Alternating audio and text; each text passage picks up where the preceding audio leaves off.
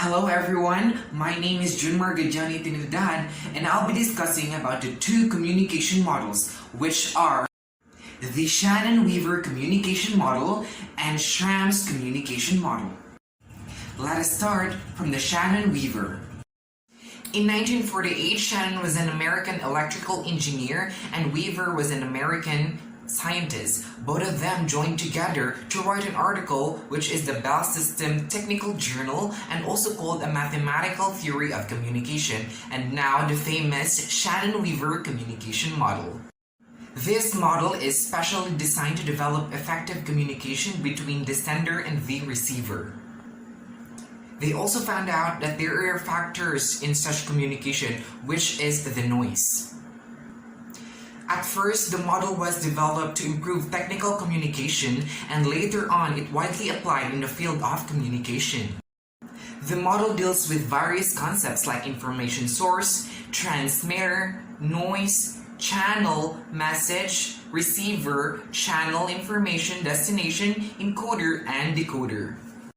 The first on the list would probably be the sender, or the originator of message, or the informative source selects desired message. Next one would be the decoder, the reception place of the signal which converts signals into message, a reverse process of encode. Receiver, the destination of the message from the sender. Note that based on the decoded message, the receiver gives their feedback to the sender. Noise. The messages are transferred from the encoder to the decoder through a channel. During this process, the messages may be distracted or affected by physical noise such as horns, thunder, crowd noise, or encoded signals may distract in the channel during the transmission process, which affect the communication flow itself. Note that the model itself is clearly dealing with external noises only, which affect the messages or signals from the external sources. For example, if there is any problems occur in the network by means of the sender and the receiver putting a communication on a mobile phone, which directly affect the mobile phone communication or distract the messages. Practical example of Shannon-Weaver model of communication. Thompson, I'll give you a situation, okay? So Thompson made a call to his assistant. Come here, I want to see you. But through the signal or the network, their conversation has been affected. During his calls, the noise appeared. Transmission error. And his assistant received, I want only. So again, the assistant asked Thompson, which is the feedback, what do you want, Thompson? So in that example, the sender is Thompson, the encoder is the telephone, the channel is the cable, the noise is the distraction in the voice, the distraction is the telephone, and the receiver is the assistant. Due to transmission error or noise, assistant can be able to understand Thompson's messages.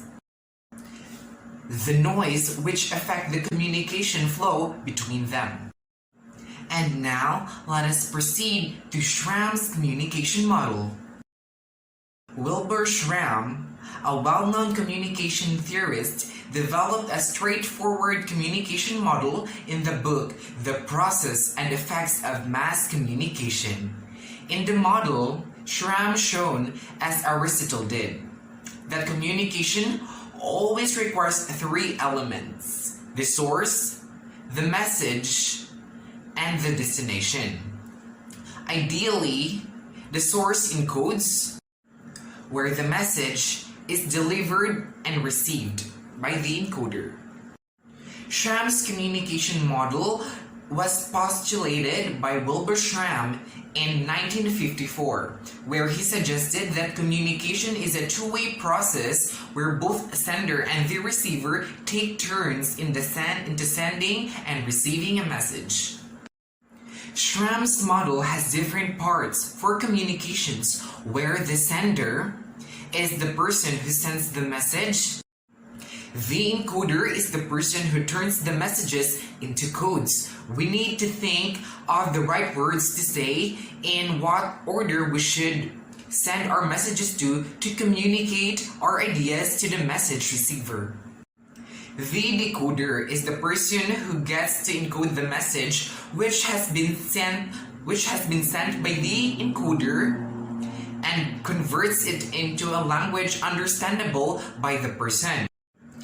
The interpreter is the person who works to understand and analyze the message. The message is received after interpretation. The interpreter or the receiver are the sum of the people. This is a common problem that we have been faced today when a message has been sent by another person to another person to another person to another person. And the thing is that the content or the story of the message itself will be disruptive, will create different versions, and eventually lead to misunderstanding or misinterpretation of words. The receiver is the person who gets the message. He or she decodes and interprets the actual message. The message is the data sent by the sender and the information that the receiver has received. The feedback is the process of acknowledging or receiving the message by the receiver itself. The medium of communication or the media is the channel used to send the message. We should note that from the message starting to ending, there is an interruption that goes on. Based on the interpretation, only the message is received. This model breaks into the sender and receiver model it seems communication in a practical way.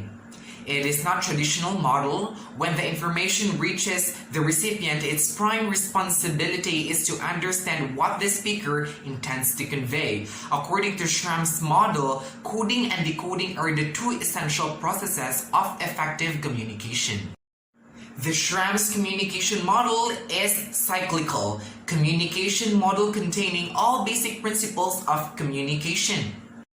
And that's all for my part. Thank you.